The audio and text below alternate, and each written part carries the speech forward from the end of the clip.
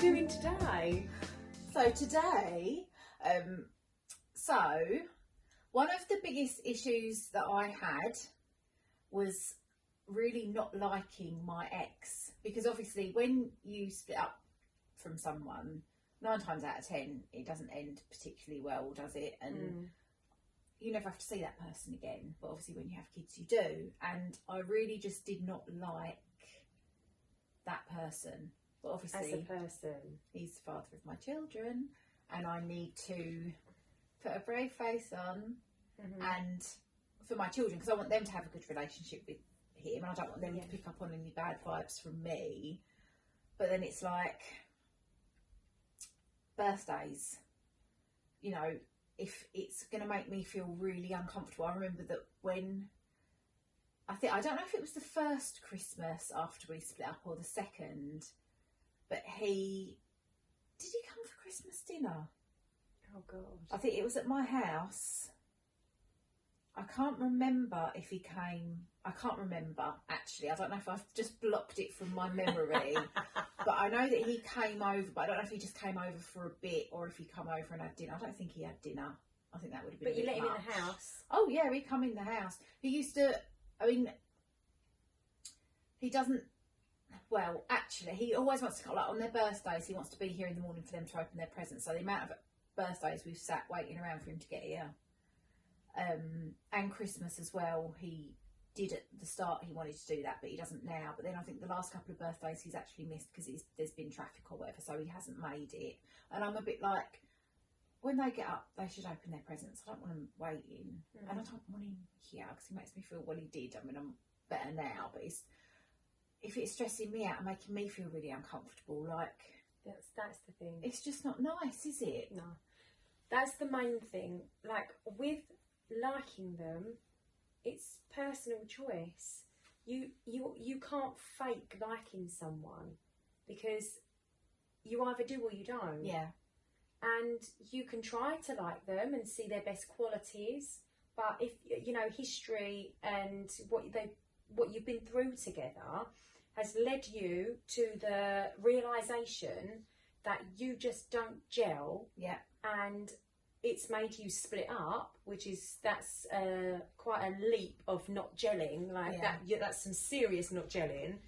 Then I think it's absolutely fine to not like them to the point where you don't want them in your house, because it's all about how you feel and your energy. And like you said, I just didn't feel comfortable. Yeah.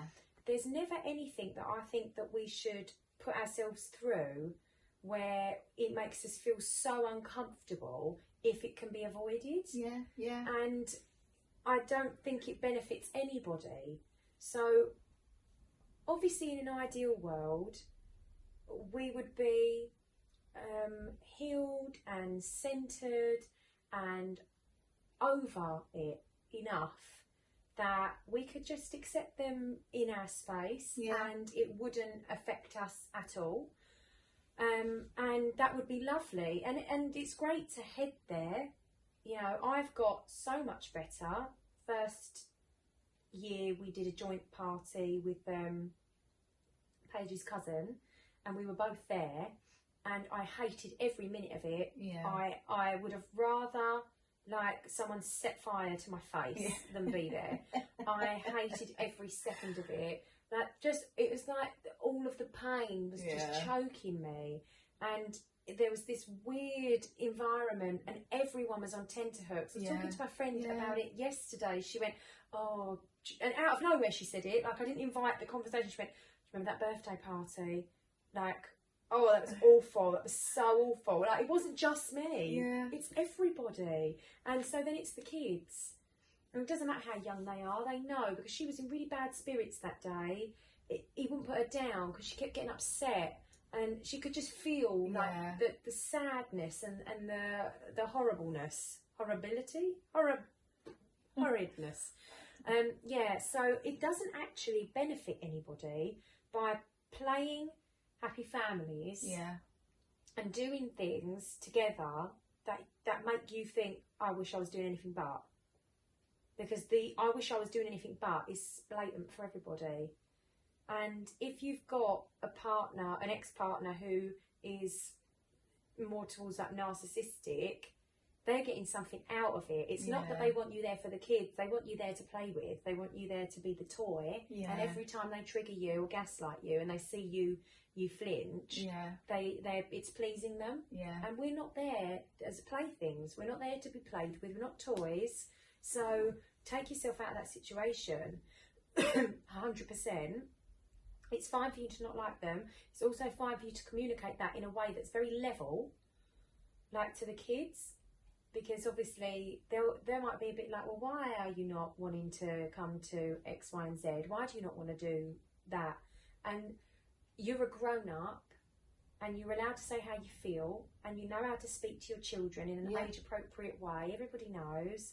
Like my daughter's 6, and I would say to her now, you know, sometimes me and Daddy get on each other's nerves a bit, and that doesn't make me happy, so I think I'll leave you guys to it, and you'll have a lovely time, and you can show me some pictures when you get back, or I'll FaceTime you while you're there.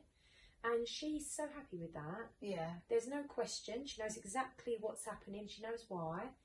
She understands to the best of her ability. I haven't dragged anybody through the mud. I'm not making it into a big deal, but it's fair enough.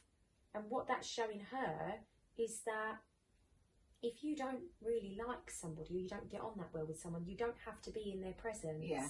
You don't have to tolerate it just because. There's no reason to have to put yourself through things that aren't nice for you. Yeah.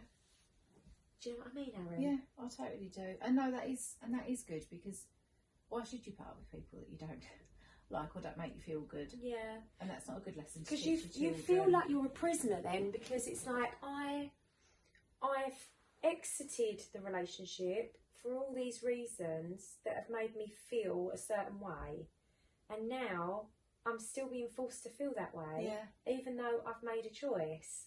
And so it makes you feel powerless, like I can't escape, but you absolutely can. Yeah. Your kids will probably go, oh, but again, can I have chocolate for breakfast, Mum? Yeah. No. Oh. Yeah. Yeah. Can I stay up till midnight, Mum? No. Oh. Can Dad come to, you know, so-and-so's birthday dinner? No. Oh. That's because I was just thinking actually about what the things that we did when they were younger, thinking that, so we went to sing along with Frozen. We did it a couple of times. When years have been split up. I think we both times we were. How awful. But then did he? Oh. Let it go. Let it go. My memory's so bad. I just remember, we were split up, and we did do it twice. But we did. But the first time we went, it was for his birthday. Because I'm sitting there thinking, oh yeah, when Lola wanted to go Frozen, but I was thinking, oh no, she fucking didn't. We went for his birthday, because his birthday's near Christmas. That's what he wanted to do. For his birthday, he wanted us all to go to the sing-along Frozen. Yeah, but why did he want you there? Because it'd be nice for the kids. Yeah. And we were definitely split up, because I remember the whole time I was just sitting there thinking, this is just horrible, it was just awful. And then we went for dinner after. How lovely. It just, but nice? I've definitely been again, because the first year Juno was dressed up as Olaf. Oh, love her. Because she was only little, and I think she went as Elsa or Anna. And Lola might have grown out of it by then when we went the second time. It's amazing. Have you ever been to the sing-alongs at the Prince Charles? No, but I want to take her to Frozen the musical. Oh yeah, the girls want to see. I want to take her there. It's such good fun.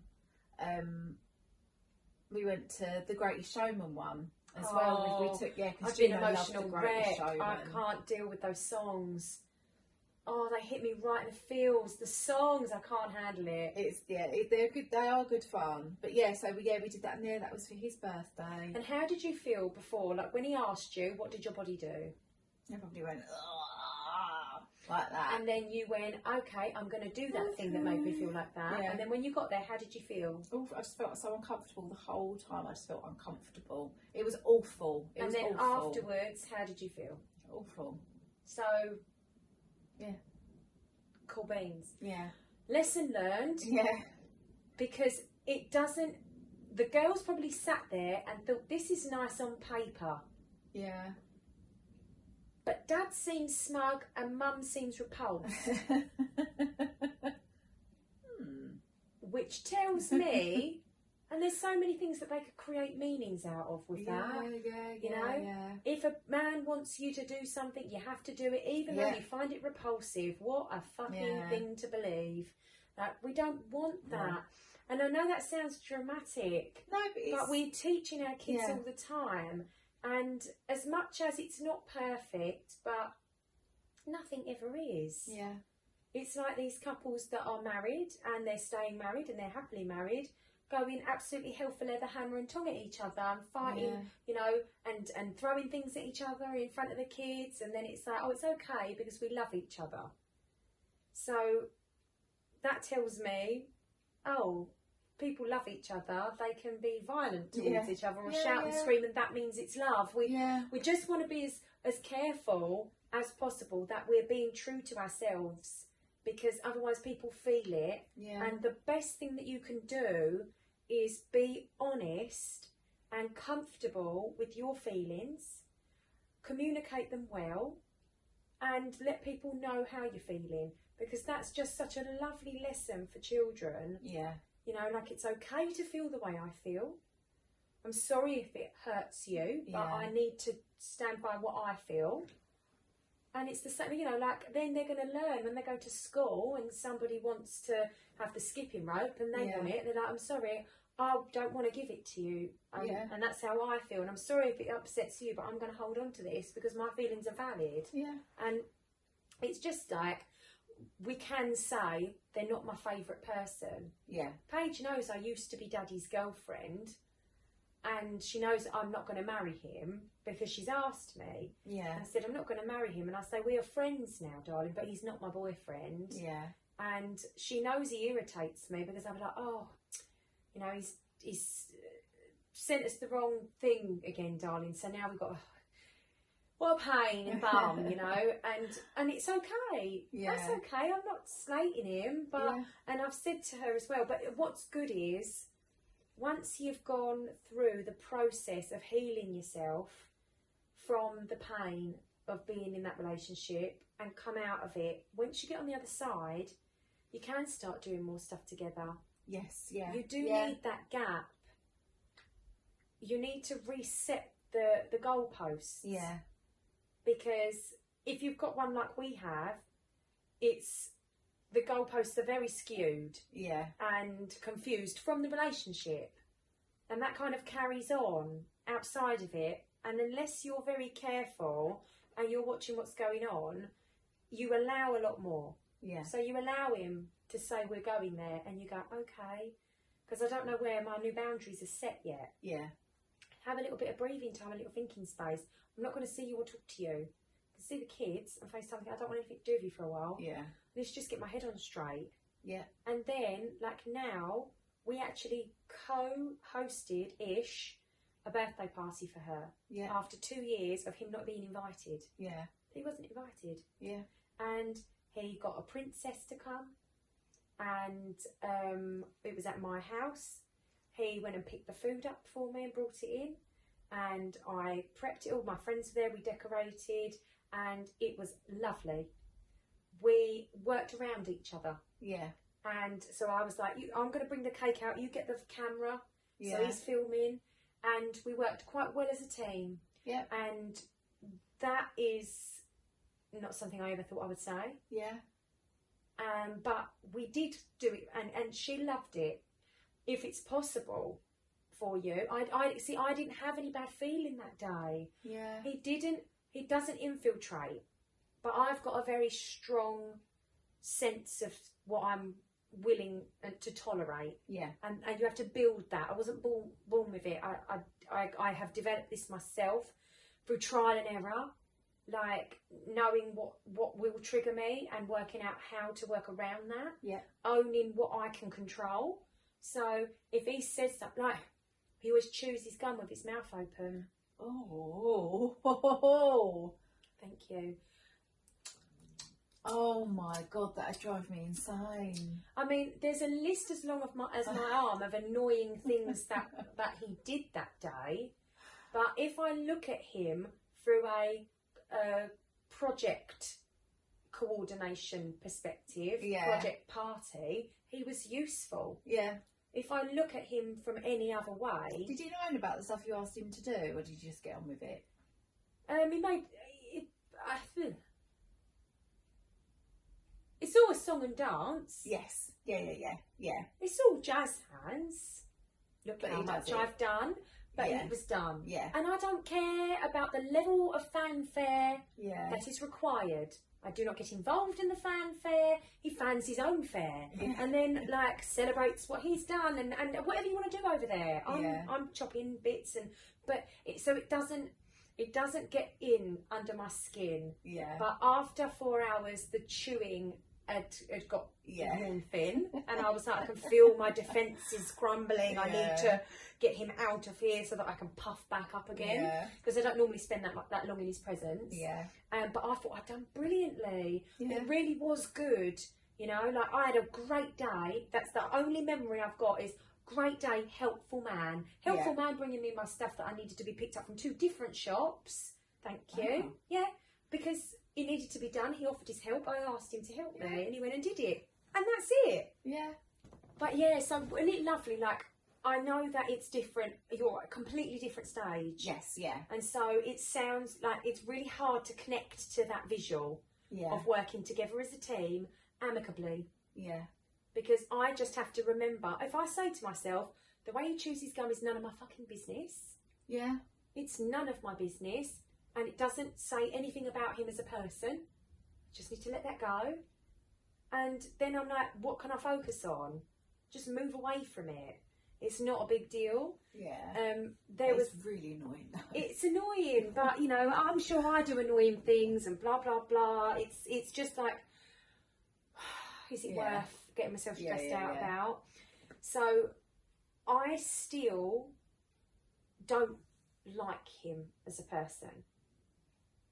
That's just being honest. Yeah. And so I know it's okay not to like him. Yeah. Because Paige is not impacted at all. Because when I don't like someone, I don't badmouth them. Yeah. That doesn't feel good to me. Yeah. That doesn't feel like the way I want to spend my time. Yeah. Anybody, like, that's about as much as you'll get out of me. That he was smacking his lips. If my mum was here, she'd give you the full list of every single, you know, misdemeanour that went on that day. Yeah. But I don't want to spend my time doing that. Yeah. So it's fine. Because if you want to be poisonous, oh, it's okay not to like him. Yeah, he's this, he's that, he's the other. Your dad this, your dad, your dad, your dad. That's going to make your child feel like shit. Yes. So I will lie for him to her. Yeah. To protect her. Yeah. And to make her feel good about herself. Yeah. So, for example, I see him at pick up and drop off.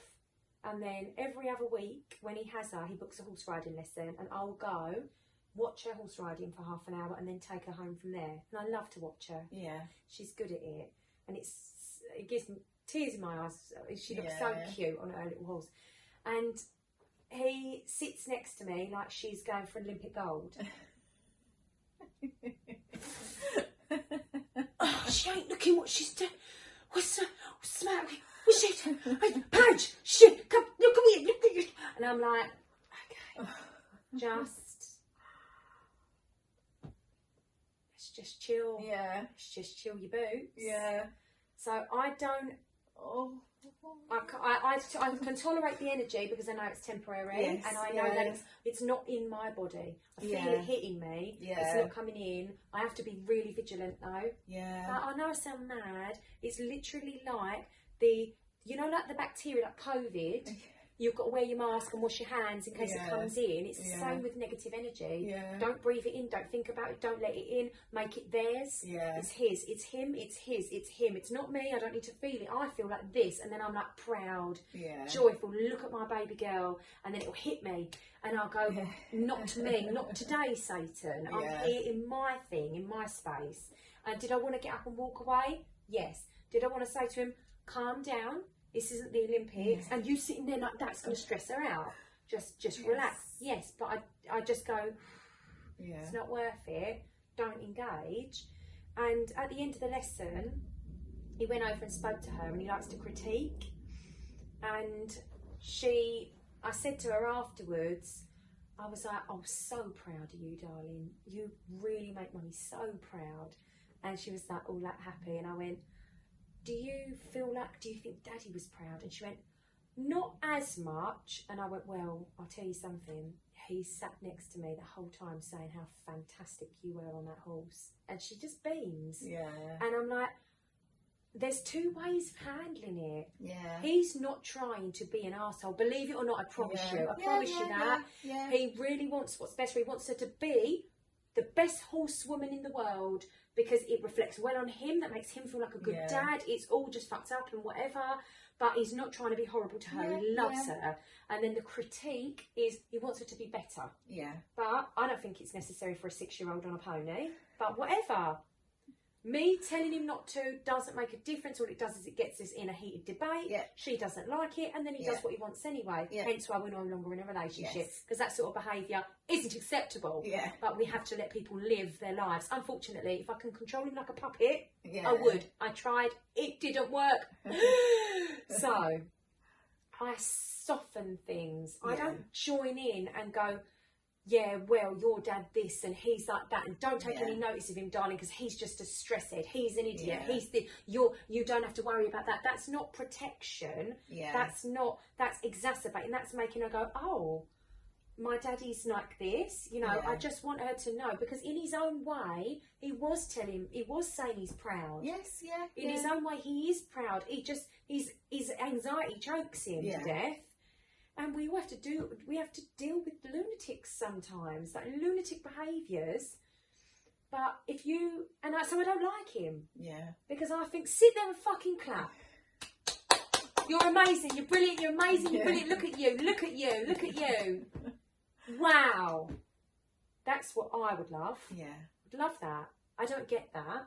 I don't like him for that. But then if he was like that, you'd still be together, wouldn't you? That's what I think with all the stuff that my ex does. If he was that person, I'm joking. No, but exactly that. There would be no problem, would there? Yeah, and it just teaches the kids about different facets of the way that they're going to be treated. You know, like strict teachers, soft teachers, you know, very, very loud teachers, abrupt teachers, funny teachers. They're all giving them an example of how to manage people in the world.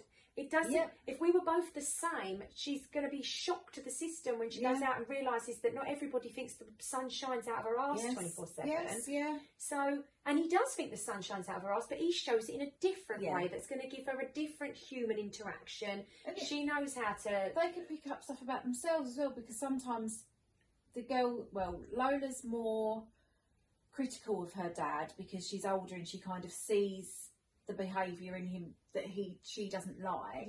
But then sometimes she'll act a certain way, and I'll be like, you don't like that when Daddy's like that, so you've got to recognise that your actions can affect other people. And it does make her think, actually I'm being a bit of an arsehole.